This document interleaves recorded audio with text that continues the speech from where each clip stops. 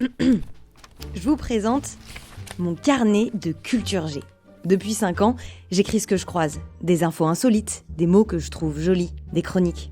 J'ai décidé de le mettre en son. Ça s'appelle Circonflexe et c'est l'accent grasse le plat. J'accentue l'info qui m'intéresse et je fais en sorte qu'elle vous intéresse aussi. Le but, c'est de titiller votre curiosité. On y va ? Circonflexe.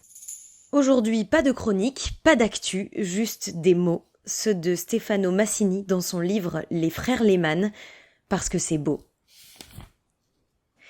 Fils d'un marchand de bestiaux, juif circoncis, muni d'une unique valise, planté là comme un poteau télégraphique sur le quai No. 4 du port de New York. Rendons grâce à Dieu d'être parti, Baruch Hashem. Rendons grâce à Dieu d'être arrivé, Baruch Hashem. Rendons grâce à Dieu d'être, enfin, d'y être, en Amérique. Baruch Hashem, Baruch Hashem, Baruch Hashem. Enfant qui crie, porteur sous le poids des bagages, crissement de fer et grincement de poulies. Au beau milieu, lui, debout, fraîchement débarqué, ses meilleurs souliers aux pieds. Des souliers jamais portés, conservés pour le moment où je serai en Amérique. Et de fait le voici. Le moment où je serai en Amérique est indiqué gigantesque par une horloge de fer et de fonte, tout en haut, sur la tour du port de New York. 7h25 du matin. Il tire de sa poche un crayon et sur le bord d'une petite feuille note le 7 et le 25. Juste le temps de voir que sa main tremble. Ce doit être l'émotion. Ou peut-être le fait que se tenir sur la terre ferme, après 1 mois et demi de traversée, vous désarçonne. 8 kilos perdus en ce mois et demi de traversée. Une barbe épaisse, plus encore que celle du rabbin, jamais rasée en 45 jours de va-et-vient entre hamac, couchette, pont, couchette, hamac. Parti sobre du Havre, arrivé à New York en buveur accompli, entraîné à distinguer à la première gorgée le brandy du rhum, le gin du cognac, le vin italien et la bière irlandaise. Parti du Havre sans rien savoir des cartes, arrivé à New York en champion de paris et de dés.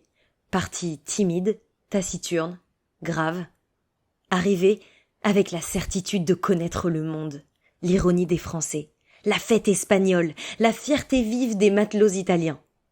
Parti dans l'obsession de l'Amérique. Arrivé maintenant devant l'Amérique, plus dans les pensées toutefois, dans les yeux, Baruch Hashem.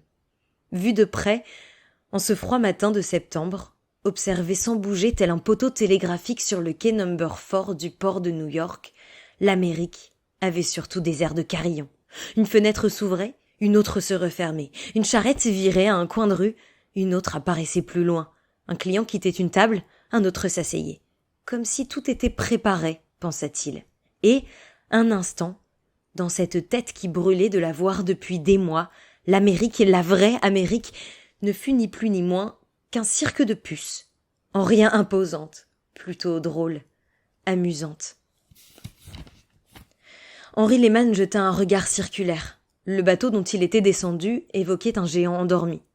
Mais un autre navire manœuvrait dans le port, près de décharger sur le quai No. 4 149 de ses semblables.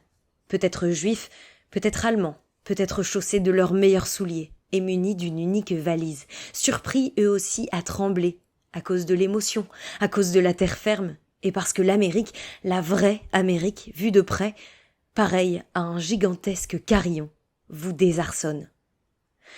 Il respira profondément, saisit sa valise et d'un pas rapide, bien qu'il ne sût pas encore où aller, pénétra lui aussi dans le carillon dénommé Amérique.